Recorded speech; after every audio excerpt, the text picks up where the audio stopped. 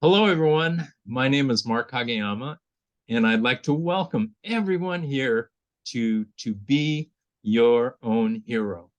Happy New Year to everyone. 2023 is going to be fantastic, and we're looking forward to putting out a lot more videos this year. And as as I've told many times before, I'm a stage 4 prostate, bone, and lung cancer patient, and I'm doing well, and I'm looking forward to getting healthier even more in 2023. I'm doing very, very well, and I'm happy. The holidays were fantastic, and I hope that everybody enjoyed the holidays with their family and friends and loved ones, because that's what it's all about. Today, I am so excited for this interview today. It's with a gentleman named Joe Tower, who is from Colorado, formerly from Los Angeles. He used to be pretty close to me, and then he got smart and decided to leave.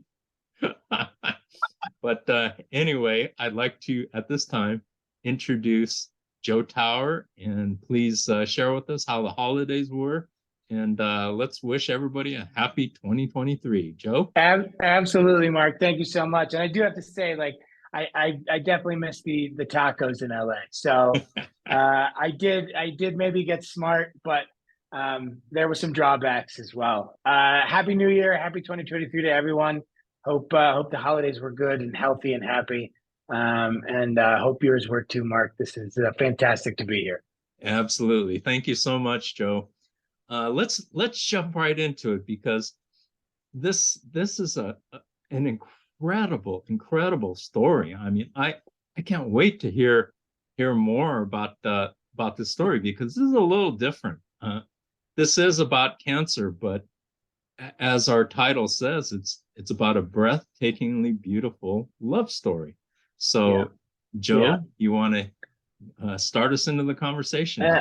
Absolutely. So I am not a patient, a warrior, a survivor of cancer. My wife is. I'm a caregiver. She was diagnosed last December of 2021 with acute lymphoblastic leukemia, um, for which we relocated to Denver for her ongoing chemotherapy and immunotherapy treatment. Um, and She and I, it's we were definitely put through the paces in our relationship and in our marriage. We've been together only a few years. We've been married just over a year, and actually only had 5 months of marriage under our belt when she was diagnosed. She is she's a U.S. Well, she's a U.S. green card holder now from Budapest, Hungary. She and I met working for the same tech company. I was a producer and she was an account manager for an augmented reality company that had an office in the UK and an office in Budapest. And um, there was a shoot that I had to go to up in San Francisco, and she had to buy me plane tickets. And we started talking over Gmail, and then we started talking on LinkedIn, and then we started calling on FaceTime. And over the course of the pandemic, over the course of the lockdown, over the course of a litany of citizenship forms and paperwork. She was able to finally come over to the U.S. on our K1 fiance visa, and we got married last summer. As I said, we spent the majority of our relationship thousands of miles apart, relying kind of mostly on technology to keep us connected. We were able to steal kind of a few weeks of vacation, once in Los Angeles, once in Cancun, Mexico, to meet up and try to see if this was really a thing. But by far the biggest challenge was being a newlywed couple and having her kind of stare down the barrel of this diagnosis, and then subsequently, at a minimum, 3 years of very hard chemotherapy. I remember the night that she was diagnosed, one of the first questions she asked me was, "Are you sure you want to do this with me?" She kind of basically like gave me an out. And I have told her repeatedly throughout this entire ordeal that if I had everything to do over again, I wouldn't make any other choice. And I have always known through the entirety of this last year that I was certainly in the place that I was supposed to be. So we have managed to not just endure and not just survive, but thrive and grow, not only as individual people, but as a married couple. And we really had to spend our first year not just growing as a married couple, but growing as a married couple through cancer. And man, now, I took care of her during chemo. She can't ever leave me now. She would be racked with guilt. That would be shameful. Come on. After all the work I did, come on. So no, it's really been, as you well know, this is a eye-opening and life-affirming circumstances to begin with, like even just the fact itself. But I have to say that not only did this ordeal really show me who my wife was, show me who my love was, but it showed me who I was also. And I think that if I had a silver lining takeaway coming out of this last year, it's that I'm so grateful that I am in fact capable of a great deal of human compassion and love, that I'm not just phoning it in life, that I really have that in me. And that's that's kind of a relief to know that how profound your humanness is. So I'm very, very grateful. At what point did you know that Anna was the one? What convinced you? Man, one is the one that term is that's a divisive term. That's I knew that I knew that she was special just based off of her Google, her Gmail photo. It was a very tiny little circle that I could see on my iPhone app. And I saw this young woman with long hair and a bright smile and radiant eyes. And I remember instantly thinking, like, that's someone that I would like to know. And I had just taken this job with this company, and I just remember suddenly I was like kind of very thankful. I was like, oh, this is gonna be a good gig after all.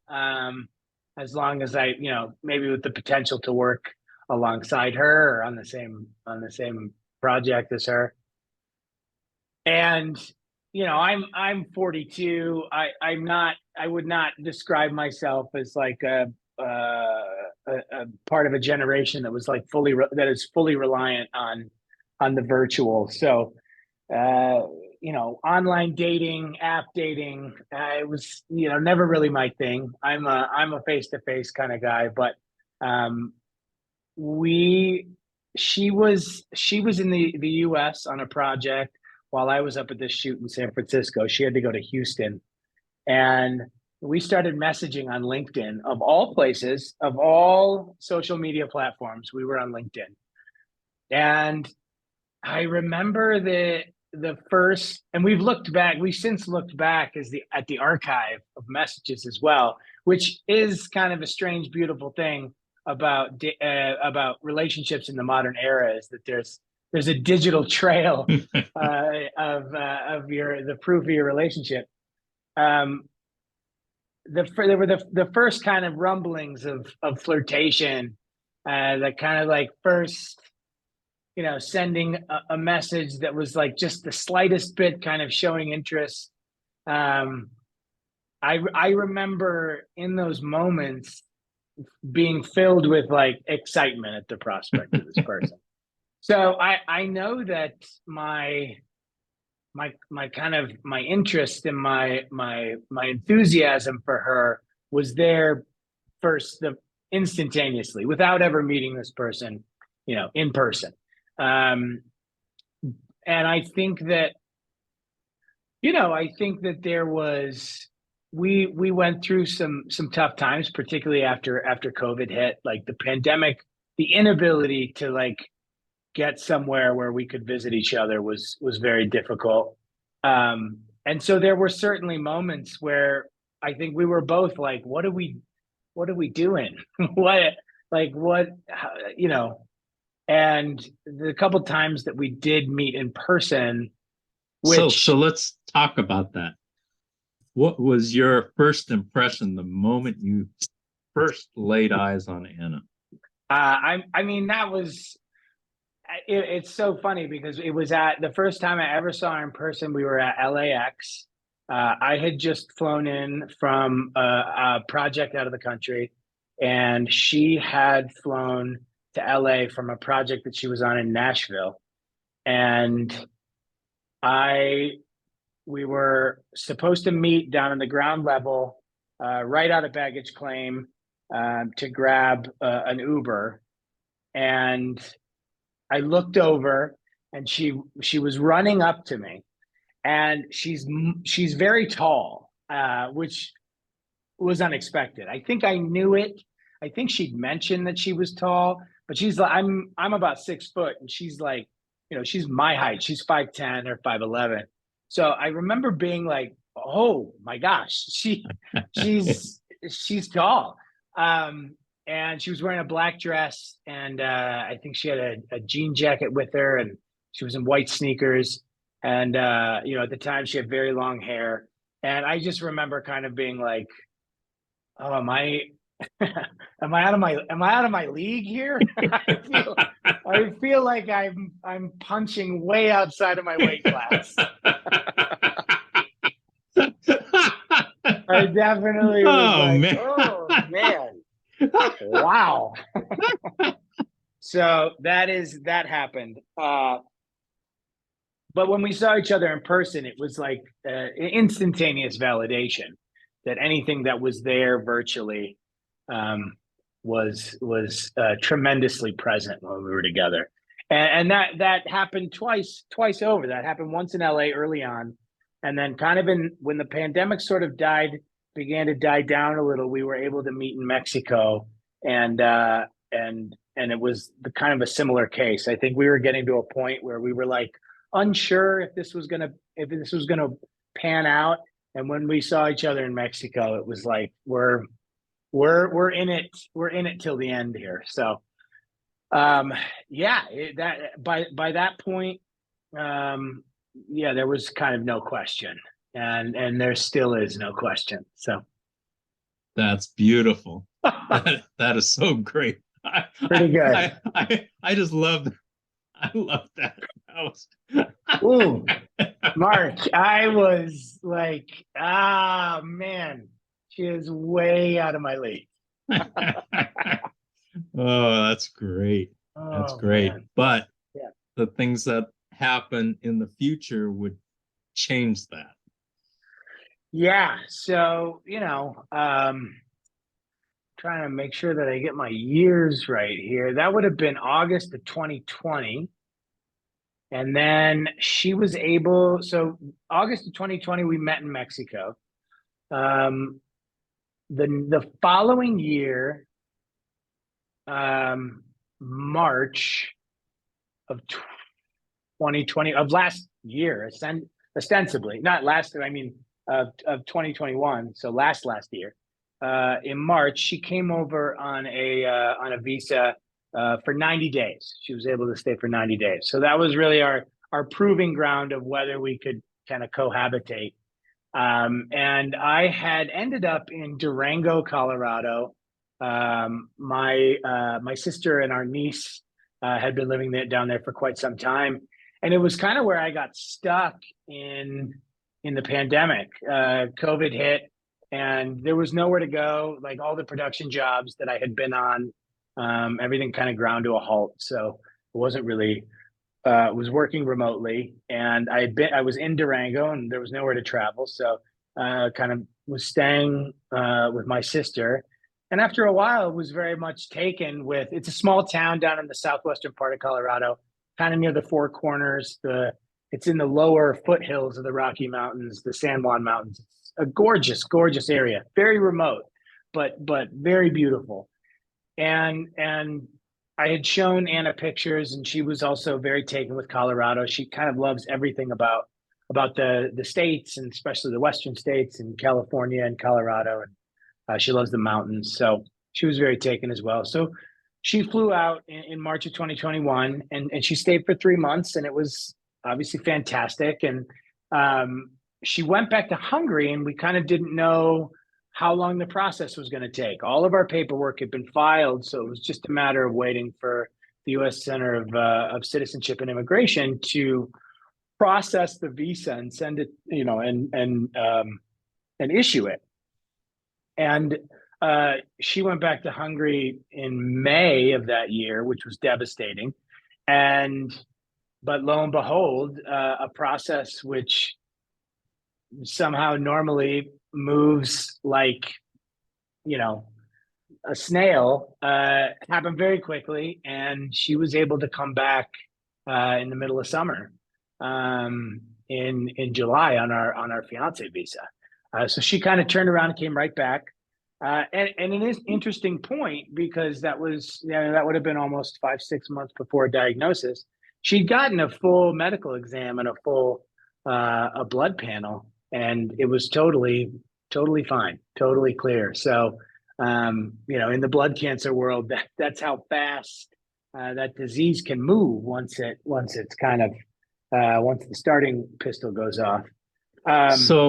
So from her standpoint, how did she feel about, just because I assume she was born and raised in Hungary, correct? Yes, she was. Yeah. So how did she feel about leaving her home? I mean, this is the miraculous thing about my wife. And it's no wonder that she's been able to get through this with such grace, is because like her courage and her bravery and her strength kind of doesn't know any bounds. And what's funny is she's not really fully aware of it. And yeah, you said it. Like, I've had that same question, because I think if the roles were reversed, I would have, under a lot of different circumstances, I would have had so many questions and so much apprehension. And I can be a bit of a cynic and a bit skeptical sometimes. And she's not. And that's not to say she's naive. She's not that either, because she's very, very, very smart and very savvy. She just loves and trusts love, and we trusted each other, and she trusted me.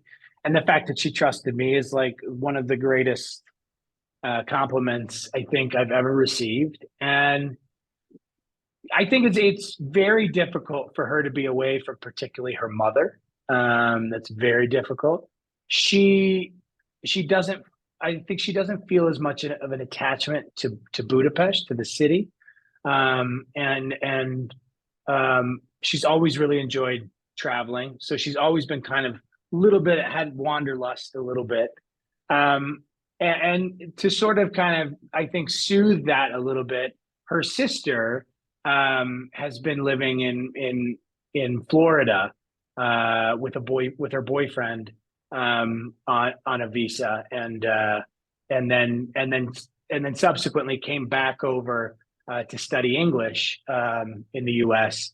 So she's a student here. So I think that has been, knowing that her sister's close, has eased that a little bit. Yeah. That's fantastic. Yeah, So, but that's not to like somehow gloss over the fact that she's the bravest person that I know, and she just like packed up her life into a bag and hopped on a plane and changed countries and cultures and languages, and so wow, that's yeah, amazing. yeah. That's absolutely. When I hear stories of that, I always wonder, and because has she been back to see her family? Well, she hasn't, because we were waiting on green card. She got her green card while she was in treatment. And once she was diagnosed, there was not really the opportunity until recently for her to travel, particularly internationally. So she hasn't been able to do that. We were lucky enough to get both her mother and her sister here in September for a week. So that was absolutely wonderful. That's great. That's Yeah. great. Yeah. So let's hear more about. Let's keep moving forward in the Yeah. chronology here. So she came back over the summer of 2021, and we, with the K1 fiance visas, you've got once once she came over, I think we had a limit of like 90 days. We had to get a marriage certificate within 90 days to validate the visa. We got married. My family was there. My parents, sister, niece. It was great. And then we kind of jumped right into life. I mean, obviously she was not able to work legally in the U.S. Yet at that point. She, in a kind of a twist of fate, she got her employment permit like weeks before her diagnosis. But we jumped into living. I've been remote. I was remote for a long time, freelance. So there was, it was not only that flexibility was not only a great asset while she was a patient, while she's been a patient, but it was really great to be able to have that kind of flexibility to spend a lot of time with her while she was kind of getting to know the U.S. and we were getting to know the new town that we were living in, and we were it was a lot of exploration. We have a lot of the same hobbies and a lot of the same likes. We love the outdoor stuff. We love to hike and trail run and mountain bike and snowboard. And, we love camping, and we love food, and we love breweries and getting outside. So we soaked up a lot of that. And it's funny because when we're just about to we hit a year mark. I was in the middle of December, and a year since her diagnosis, and we kind of reflected on the time that we had before her diagnosis. So the 5 months that we did have, we packed in a lot of life. I mean, we not only living, being very active close to home and getting to know our surrounding area. We went on a camping and hiking trip to Moab, Utah. We drove all over Colorado. We were up in Denver and Estes Park, and then back down to Durango. We flew to Florida to visit her sister and her sister's boyfriend. We flew to Chicago. I had some work in Chicago, and we tacked on a little vacation there. So we lived a lot in just those 5 months, and I think that's also a testament to who we are as a couple and who she is too. She's very even more so now, but even before her diagnosis, she's a very she loves to experience life. That's one of her just absolute best qualities.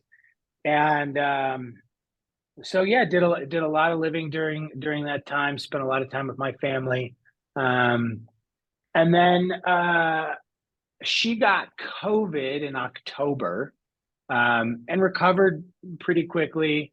Um, uh, I had a couple work trips, so I was in and out of town just a little bit.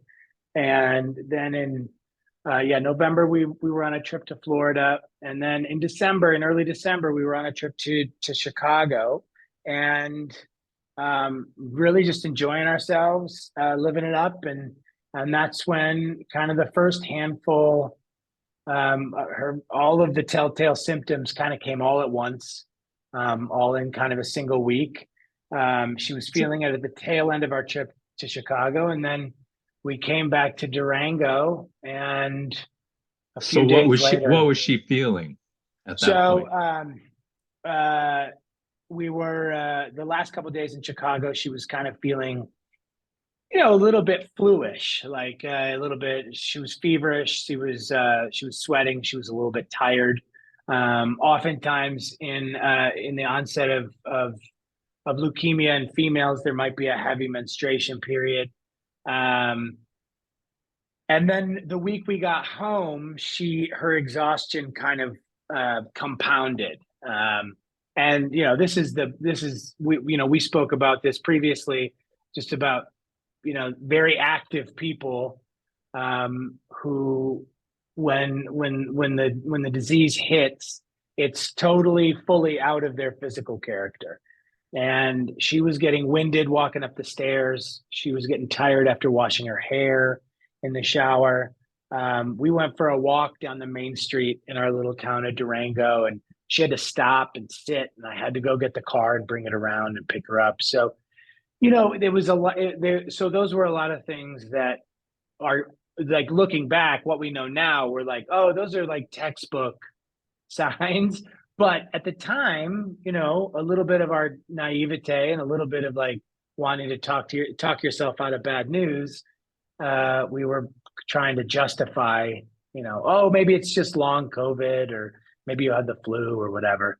Um, and then a day or so later, she started to develop these really mysterious bruises on her legs and her torso, which there's another telltale sign. And we By that point, that was difficult to explain away, even though we tried. And it was a Sunday, and I said, and we couldn't get an appointment at our clinic with our GP, so I said maybe we ought to just go to urgent care, and just so we can have an answer, you know. And thank the Durango urgent care, because some smart nurse or doctor at that place ordered a second blood panel with the white blood cell count, and that her specimens got sent over to the local hospital in the ER. And that night we got a call from the head of the ER, and she just said, "Look, your blood tests are back, and they're really bad. Um, Pack a bag, bring your husband. Don't take longer than an hour." And then she was on a med flight, a few hours later, up here to Denver. They expected, they couldn't give a clear diagnosis there. They expected leukemia. They were able to call up here to the Colorado Blood Cancer Institute, which, just like the place you want to be for this, on this side of the Mississippi River. Everyone there is just unbelievable. And they were able to get her in with her oncologist, Dr. Rada, he's another just like save the day kind of doctor, an amazing hematologist oncologist. And yeah, she got vacked up here, and I drove up through the night, early the next morning, and we've been here ever since. So when you heard that she needs to pack her bags and get over to the hospital, what's going through your mind at that time? It was the the kind of nightmare of that situation is like seeing the fear on her, and I remember just trying to be like, okay, it's okay, let's just, we'll get your bag packed, take a shower, let's get in the truck. We're going to drive there. We held hands. I kept saying like, we don't know anything, but like, at that point we both had that sinking feeling in the gut. Um, and, and I remember actually because she and I had been talking about it, all through the middle and end of last month of December, just like kind of reflecting. I remember when we got up to the ER, they took her in first. They wouldn't let me back there. They said, we just want to see what's going on. And they brought her in. And I started I think my mind, I had the awareness that it could be leukemia. You WebMD this stuff, which you shouldn't do, but you also it's funny. Like I WebMD'd all of her symptoms and leukemia came up, and then you Google, should I WebMD symptoms, and they're like, oh, don't do it, it'll just give you the worst case scenario. And in this case the worst case scenario, it came true.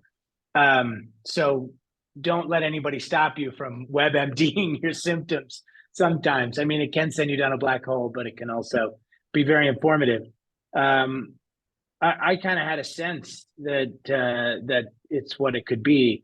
But when they took her into the exam room, into the ER, I started thinking, she's got all these bruises on her legs, and they took her in alone. I'm like, do they think I hit her? Do they think do they think this is a case of domestic abuse? And so I'm like, oh my God, and I think I was trying to force that narrative to make myself forget about the likelihood that it was leukemia. And then they brought me back, and they brought me into the exam room, and she was already hooked up, and she said, it's cancer. I think I have cancer. And the doctor said, we think it's leukemia. We don't know. We're going to try to get you up to Denver where they deal with stuff like this. And they gave us a minute. She and the doctor and the nurse left the room, and they gave us a minute. And at that point, my wife looked up at me and said, she said, I don't want to die. And then she said, are you sure you want to do this with me? Because it's going to be hard. And I think I said something really romantic, like, shut up. And I said, shut up, call your mom. And then I called my parents, and that's it's the night. That's the moment you want to forget, the diagnosis moment. It's no matter where you get along, I think, in the process, or the distance you get from it, I assume any survivor, warrior, patient, caregiver kind of can think back to that moment and shudder just a little bit, just like oof. I was not prepared for that. And I think,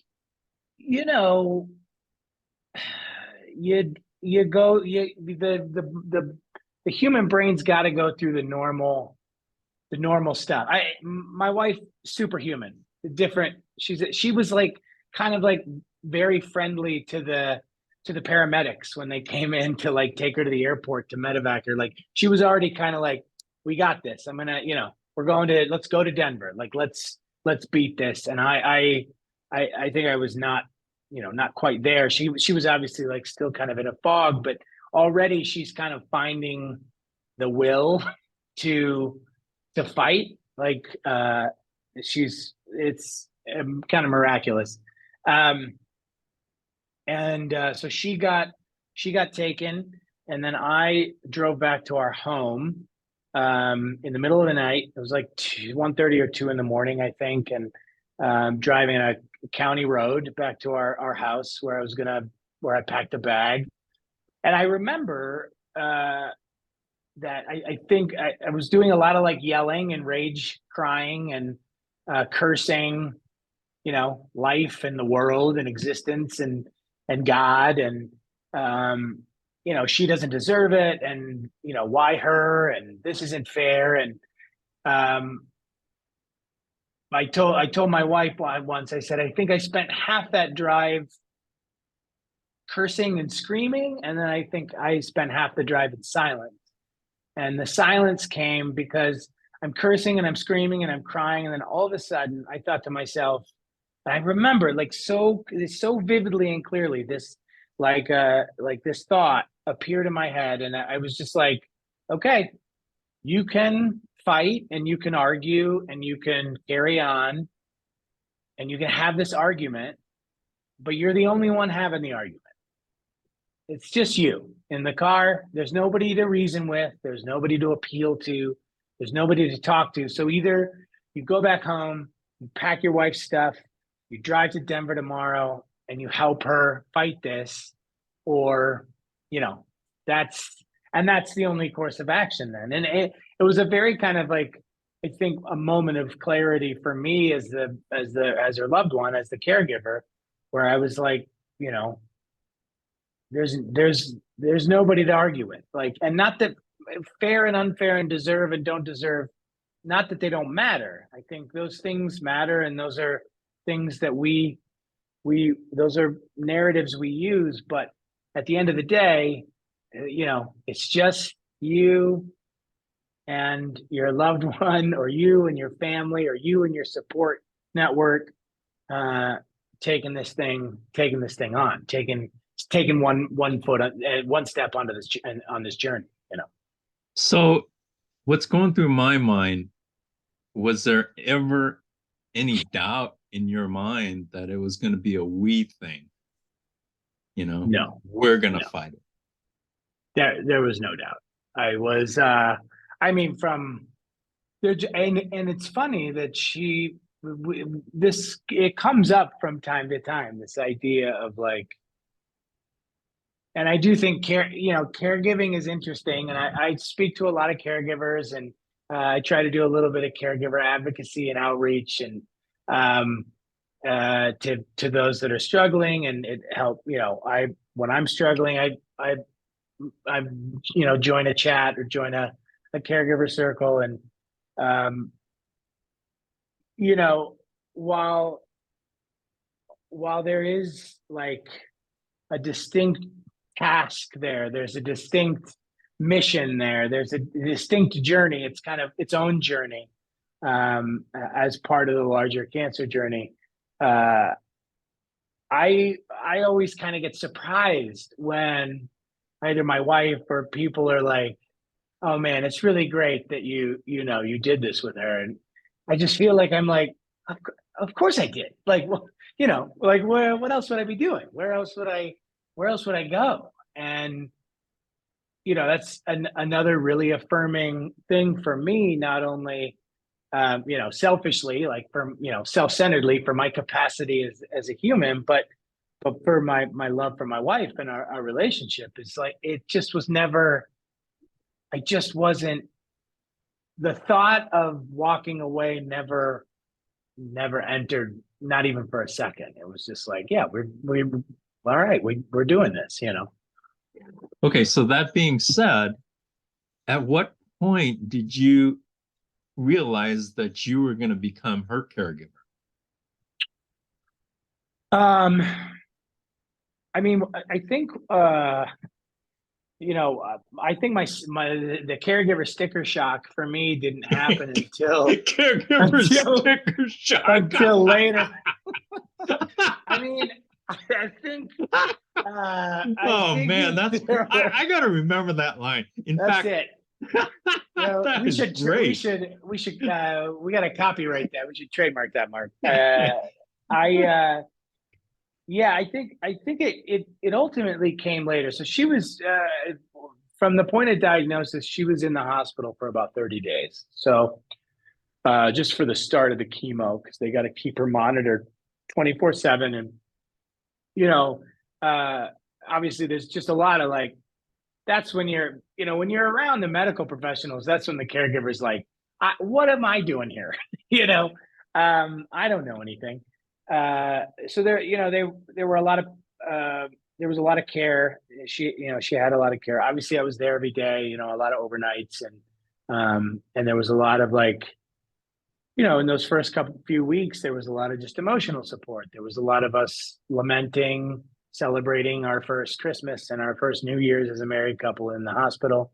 Um, uh, and then there were, certain like celebrations of triumph, like, getting a test back that there was no more leukemia in her blood, or getting back a good, bone marrow biopsy, or getting back like a good, lumbar puncture, like, there to celebrate the wins for sure. And I think there's a little bit of it. You kind of project.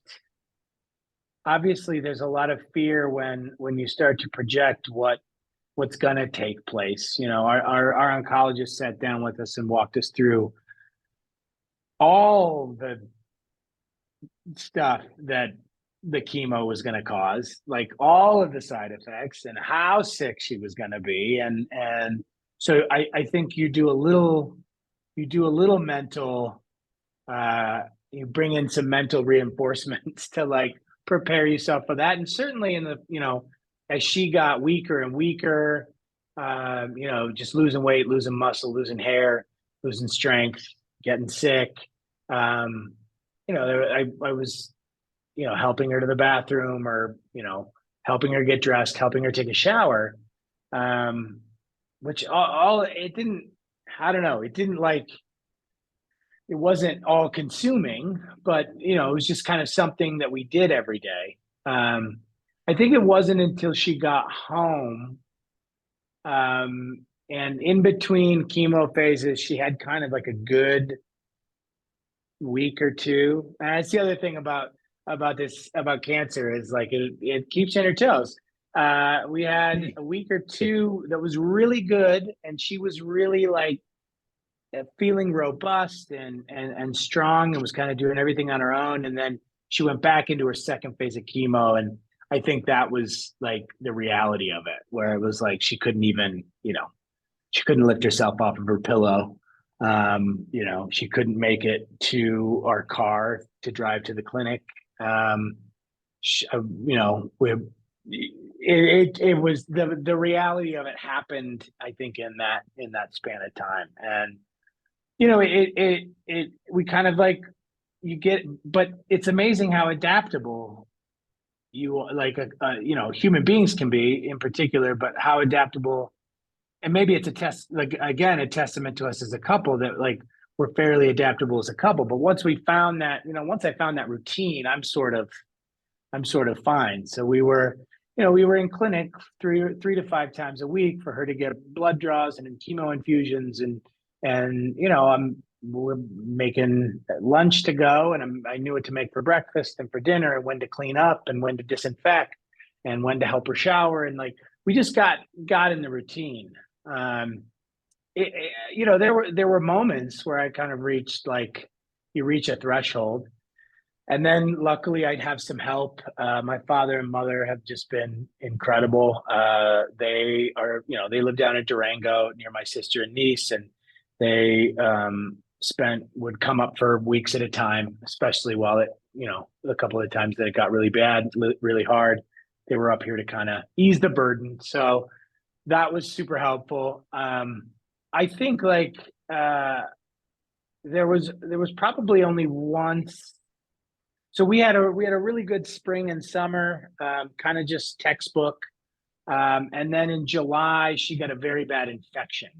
She got a very bad stomach infection. Can I pause you right there, Joe? Sure.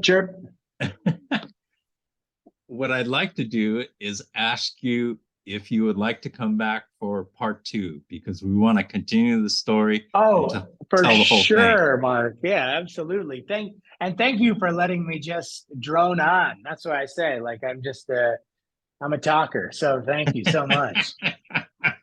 So what would be your final thought right now? And also, if you could wish everybody a happy new year, and tell people what you're looking forward to.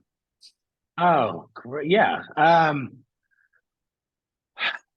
My final thought is the same thought that I feel like I put on every post about cancer, every update, every text message. It's always the same. get your annual physicals.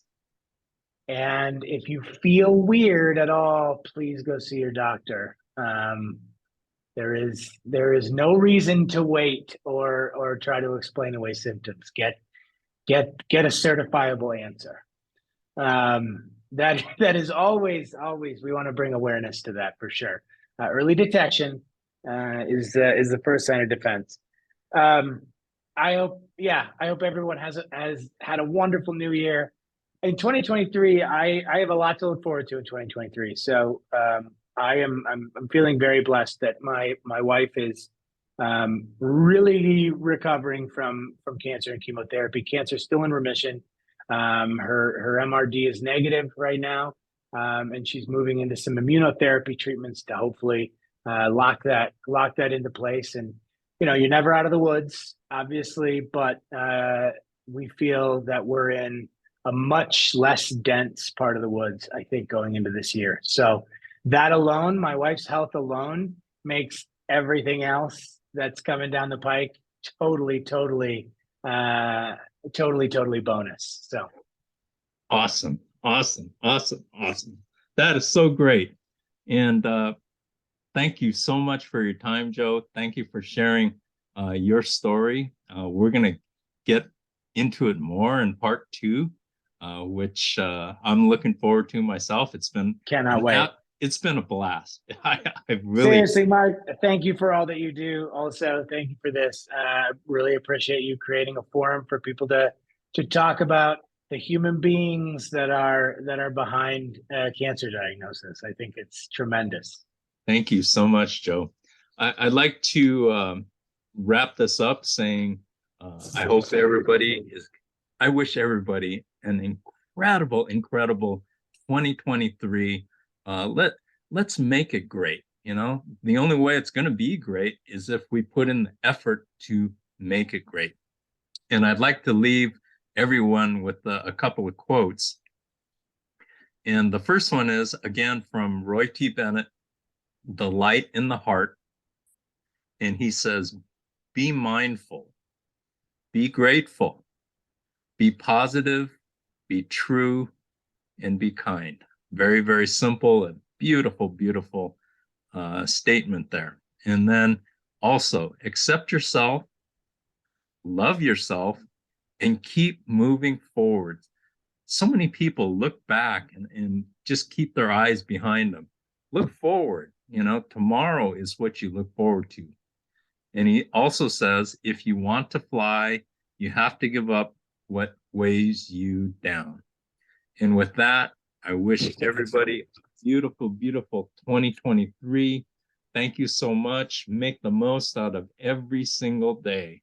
Every single day is a blessing, and our life is short. So let's make the most of it. Make the most out of every hour, every minute, every second, and every breath. Thank you so much for joining us at To Be Your Own Hero. And we will see you next time. And we're going to bring Joe back to finish up his story about him and his wife, Anna. Take care, and thank you again.